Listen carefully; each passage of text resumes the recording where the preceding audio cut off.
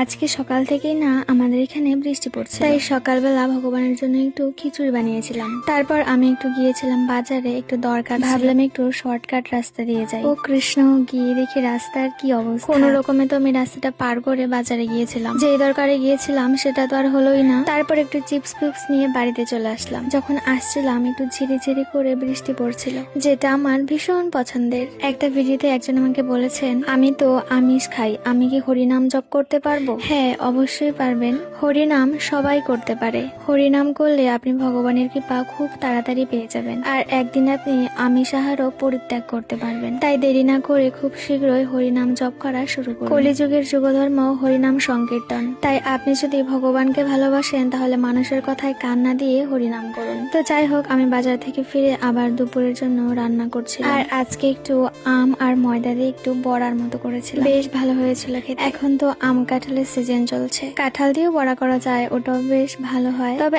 আজকে আমি একটু আম দিয়ে ট্রাই করেছিলাম। একটু কুমড়োর পকোড়া আর বেগুন ভাজা করেছিলাম। দেখুন, এখানে আমার সবগুলো ভাজা কমপ্লিট হয়ে গিয়েছিল।